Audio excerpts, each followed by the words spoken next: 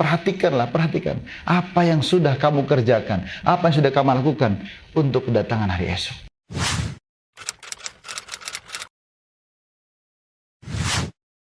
Bismillahirrahmanirrahim. Assalamualaikum warahmatullahi wabarakatuh. Alhamdulillahi wa kafa, wassalatu wassalam ala rasulillahil mustafa wa ala alihi wa sahbihi wa man wafa, ma ba'd.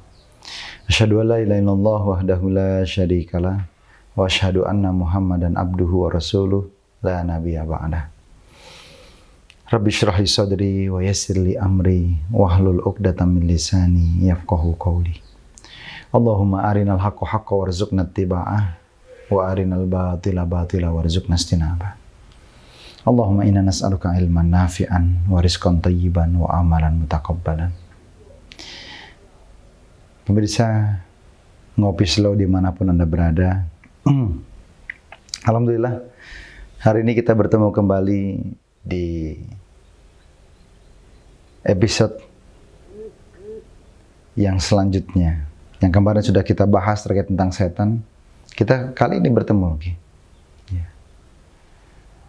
Kali ini kita akan coba membahas, ya, sesungguhnya tanpa terasa, ma'asyiral muslimin, kita ada di penghujung tahun 2023. Kita paham betul, ini tahunnya tahun Masehi. Di mana tahun Masehi itu bukan menjadi standarnya orang-orang Islam. Standar orang Islam sudah jelas, kita memiliki tahun sendiri yaitu disebut dengan tahun Hijriyah.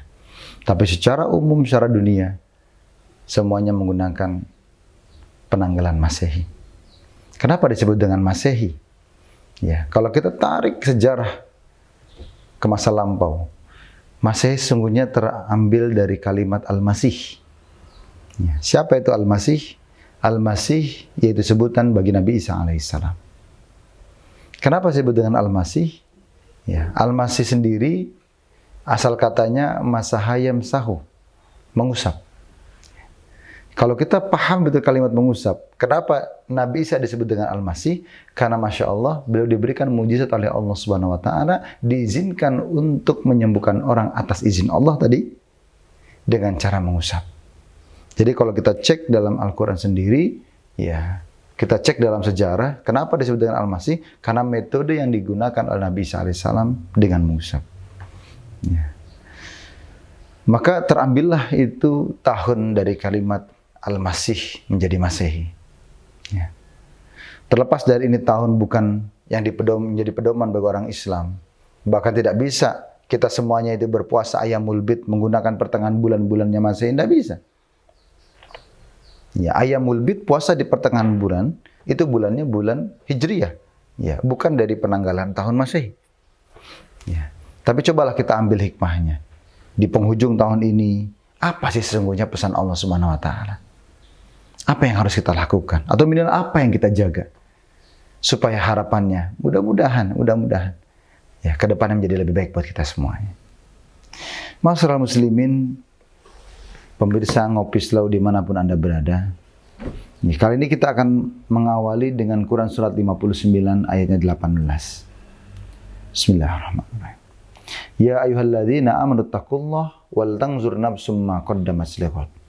Wattaqullaha innallaha khabirum bima ta'malun. Kalau kita perhatikan ayat ini, ya, pemirsa di rumah pun juga boleh membuka Quran. Ya, Quran Surat 59 ayat 18. Ya, kita pahami betul kalimatnya. Ya ayyuhalladzina amanu. Pemanggilan pertama ini khusus untuk orang yang beriman. Ya ayyuhalladzina amanu, hei orang-orang yang menyatakan dirinya beriman kepada Allah. Hei orang-orang yang mengaku Allah Tuhannya. Ya ayyuhalladzina amanu, ittaqullah, bertakwalah kepada Allah, wal tanzur nafsum ma qaddamat lighad. Apa itu pesannya? Wal tanzur nafsum ma qaddamat lighad. Perhatikan apa yang sudah kamu kerjakan, apa yang sudah kamu lakukan untuk kedatangan hari esok.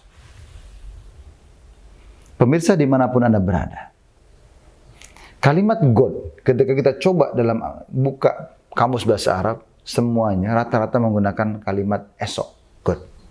Tapi kalau kita baca kitab tafsir, ya, ternyata God yang dimaksud dalam ayat ini, wal tangzur nafsum ma qaddamat liqad, God yang dimaksud dalam ayat ini itu berarti dua. Yang pertama artinya hari kiamat, yang kedua kematian.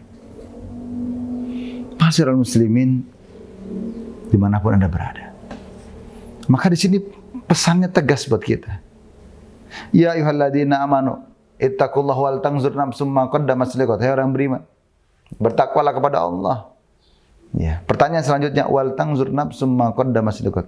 Ya, perhatikan apa yang sudah kamu perbuat untuk kedatangan kematian Anda. Apa yang sudah kamu perbuat untuk kedatangan hari kiamat. Bayangkan. Saya paham betul, saya yakin betul. Pemirsa di rumah, ada yang umurnya berkepala 2, berkepala 3, berkepala 4, berkepala 5, dan seterusnya. Pertanyaannya, dari sekian panjang waktu yang sudah kita lakukan, yang sudah kita lalui, dari sekian umur yang sudah kita lalui, berapa banyak dari umur kita yang kita gunakan untuk mempersiapkan hari esok? Jangan-jangan sampai detik ini kita belum pantas untuk masuk ke dalam surganya Allah Subhanahu wa taala. Jangan-jangan sampai detik ini pula kita semuanya masih ke dalam golongan orang-orang yang disebut dengan ahli neraka. Maka penting bagi kita ya untuk menyongsong hari esok. Ya. Kalaupun ada perubahan tahun yang dari 2003 jadi 2024, ya kalaupun ada perubahan tahun, coba kita perhatikan sudah berapa banyak umur yang kita lakukan, umur yang kita lalui di tahun 2023 itu yang kita gunakan untuk mendekatkan diri pada Allah. Jangan-jangan sampai detik ini kita masih jauh dari Allah Subhanahu wa taala. Ma'asyiral muslimin, dimanapun Anda berada. Ya. Pertanyaannya selanjutnya, lantas apa yang harus kita lakukan? Apa yang harus kita jaga dalam rangka tahun baru ini menjadi tahun baru yang terbaik buat kita semuanya? Ma'asyiral muslimin, dimanapun Anda berada, apa yang harus kita perhatikan? Apa yang kita jaga? Minimal ada 3 hal yang bisa kita jaga untuk menyongsong hari esok. Minimal untuk mengurangi dosa-dosa kita semuanya. Kenapa? Karena ternyata dari sinilah sumber dari segala dosa. Apa yang kita jaga? Yang pertama, kita akan mulai di Quran surat 24. Ayatnya 30. 30 untuk laki-laki, 31 untuk perempuan. Kalimatnya jelas. Qul lil mu'minina yaghuddu min absarihim wa yahfazu furujahum. Dzalika azka lakum innallaha khabirum bima yasnaun. Yang 31-nya, wa kullil mu'minati yaghdudna min absarihinna wa yahfazna furujahunna wa la yubdina zinatahunna illa ma zahara minha wal yadribna bi khumurihinna ala juyubihinna, dan seterusnya. Apa sih pesan Allah dalam 2 ayat ini? Ayat 30. Kullil mu'minina yaghuddu min absarihim. Katakan pada orang-orang beriman. Untuk apa? Jaga pandangannya. Jaga pandangan. Apa cukup laki-laki? Tidak. Ayat 31-nya. Wa kullil mu'minati yaghdudna min absarihinna. Perempuan juga dijaga. Perempuan pun dijaga. Ya. Laki-laki menjaga pandangan, perempuan pun jaga pandangan. Ini menjadi pesan buat kita semuanya. Untuk apa? Yuk kita jaga diri kita. Jangan-jangan hari esok, kalau besok ini sudah wafat kita, kalau besok ini kita sudah kiamat, minimal kita sudah mempersiapkan diri kita. Apa yang kita persiapkan? Minimal kita jaga pandangan kita. Maka saya berpesan kepada akhwat-akhwat, kepada kaum perempuan, tolong jaga diri Anda. Bahkan tegas dalam Al-Quran, wal yadribna bihumurihinna ala juyubihinna. Wal yadribna bihumurihinna ala juyubihinna. Harus apa? Bagaimana? Perempuan itu memakai jilbab menutup dadanya. Ini menjadi pesan dari Allah Subhanahu wa taala. Oh. Perempuan menjaga diri, laki-laki pun menjaga diri. Ada seorang ustadz yang berkelakar. Beliau berpesan singkat tapi dalam maknanya. Beliau mengatakan, sesungguhnya, mohon maaf, saya harus katakan, ya, sesungguhnya paha ayam kampung jauh lebih susah dilihat dibanding paha perempuan. Kenapa pemirsa? Ustadz itu mengatakan, ya, kalau paha ayam kampung, ya, kita harus pulang kampung dulu.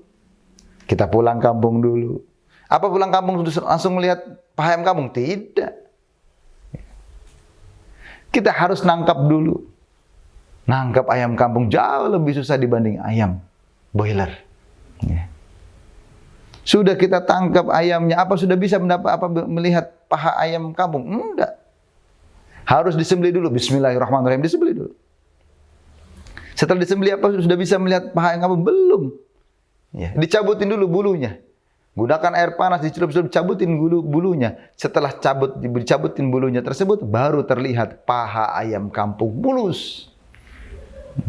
Masya Allah, untuk melihat paha ayam kampung, begitu jihadnya kita berjuang dan banyak fase yang harus kita lalui. Tapi kita coba lihat sekarang, zaman sekarang. Paha wanita, baru kita keluar rumah. Maka saya katakan, wahai kaum akhwat, kaum perempuan, tolong jaga diri kalian. Tolong bantu kami laki-laki untuk menjaga diri kami. Ya. Baru keluar rumah, nggak lama, 5-10 menit. Sudah berapa banyak itu paha-paha yang bergentayangan. Maka yang pertama kali harus jaga. Kita, pribadi kita, jaga pandangannya. Tundukkan pandangan Anda. Jaga. Bukan berarti nunduk lantas kita akan nabrak. Tidak. Jaga pandangan Anda. Jaga pandangannya. Ya, wa kullil mu'minina yaghuddu min absarihim. Dan perempuan, wa kullil mu'minati yaghuddna min absarihinna. Jaga pandangan. Yang kedua, Quran surat 49 ayat 11. Ya. Apa kalimatnya? Ya ayyuhalladzina amanu la yashhar qaumun min qaumin asa ayyakunu khairum minkum. Asa ayyakunu khairum minkum wala nisa'am min nisa'in. Asa ayyakunna khairum minhunna wala talmizu anfusakum wala tanabazu bil alqab bi'sal ismul fusuqu ba'dal iman wa man lam yatub fa ulaika humuz zalimun. Apa pesan kedua? Hei orang-orang yang menyatakan dirinya beriman kepada Allah, ya ayyuhalladzina amanu la yaskhar qaumun min qaumin. Janganlah kalian menggunakan mulut kalian untuk mengolok-olok orang lain. Kenapa demikian? Asa ayyakunu khairam minhum. Ya. Bisa jadi orang yang diolok-olok jauh lebih baik daripada yang mengolok-olok. Jelas kalimatnya. Ya ayyuhalladzina amanu la yaskhar qaumun qaumin asa ayyakunu khairam minhum. Jangan-jangan orang yang kita olok-olok jauh lebih baik daripada kita. Jaga mulutnya. Masya Allah. Berapa banyak orang yang mati karena mulutnya. Berapa banyak orang yang cacat gara-gara mulutnya. Ingat, lidah tidak bertulang, tapi tajamnya melebihi pedang. Jaga mulut kita. Bahkan ayatnya pun luar biasa. Yang tadinya umum. Ya. Asa ayyakunu khairum minhum. Dilanjutkan. Wala nisa'um min nisa'in. Janganlah perempuan mengolok-olok perempuan lain. Asa ayyakunna khairum minhunna. Jangan-jangan mereka itu yang diolok-olok lebih baik daripada yang mengolok-olok. Kenapa? Yang tadinya umum, kemudian dikhususkan menjadi perempuan. Kenapa? Karena ternyata potensi terbesar, ya, makhluk yang membicarakan orang lain itu ada di perempuan. Kenapa demikian? Kita cek ilmu psikologis. Ternyata selaput hipotalamus yang ada di otaknya perempuan yang menghubungkan otak kiri dan kanan jauh lebih tebal dibanding laki-laki. Ini menyebabkan potensi perempuan jauh lebih banyak mengeluarkan kata-kata. Satu hari perempuan bisa mengeluarkan ratusan ribu kata. Laki-laki hanya ribuan kata. Bayangkan perempuan mengeluarkan ratusan ribu kata. Ya, maka wajar kalau perempuan itu banyak bicara. Ketika dia banyak bicara, potensi untuk mengatakan orang lain, potensi untuk menjelaskan orang lain jauh lebih besar. Berapa banyak perempuan yang tidak sadar, baru dia beli sarapannya, ketemu kawannya, pertanyaan pertama, kedua aman, yang masalah pertanyaan selanjutnya. Ya. Maka mari, sebelum datang hari esok, sebelum datang kematian, yuk kita jaga yang kedua, mulut kita. Yang pertama pandangan, yang kedua mulut. Dan yang ketiga puncaknya, Quran surat ke-31 ayat 18. Jelas kalimatnya. Ya. Apa kalimatnya? Wala tusair khaddaka linnas wala tamshi fil ardi maraha innallaha la yuhibbu kulla mukhtalin fakhur. Kalimatnya jelas. Wala tusair khaddaka linnas. Janganlah kalian memalingkan wajah kalian dari orang lain. Kenapa kau malingkan? ini dikatakan menjadi orang-orang yang sombong. Janganlah kalian sombong. Bahkan ditegaskan lagi, wala tamshi fil ardi maraha. Janganlah kalian itu jalan di muka bumi dengan angkuhnya. Apa yang Allah inginkan? Jaga hati kita. Setan, iblis diusir dari surga karena sombongnya. Itu ada jelas di Quran surat ke-7 dari ayat 11 sampai ayat ke-20. Jelas. Ya. Masya Allah. Pesannya berarti itu apa? Jaga hati kita. Jangan sombong. Pemirsa dimanapun Anda berada, kadang saya pribadi berpikir, apa sih yang perlu kita sombongkan? Rumah yang besar, apakah nanti kalau kita wafat kemudian kita bawa? Enggak. Mobil yang bagus, yang mahal, apa ketika kita wafat kita bawa? Enggak. Ya. Silakan coba, Anda yang mampu, silakan beli mobil terbaik, termahal sekalipun. Besok Anda wafat, apakah mobil itu dibawa? Tidak. Maka apa yang kita jaga? Hati kita. Jangan sampai hati kita ini kotor. Jangan sampai kita ini syirik pada Allah Subhanahu wa taala. Maka jelas, mumpung ini penghujung tahun, yuk kita coba cek diri kita masing-masing. Cek pandangannya, cek perkataannya, cek hatinya. Apakah ini sudah menggambarkan suatu kebaikan? Kalau belum, ayo. Ayo kita coba menggapai kebaikan. Mudah-mudahan dengan pesan yang singkat ini, Allah ampuni dosa kita semuanya. Allah berkahi rezeki kita. Allah berkahi keluarga kita. Allah berkahi anak cucu kita. Dan mudah-mudahan kita semuanya disatukan oleh Allah bersama Rasul surganya Allah Subhanahu wa taala. Astaghfirukum, aku qouli hadza wa astaghfirullah li wa lakum. Assalamualaikum warahmatullahi wabarakatuh.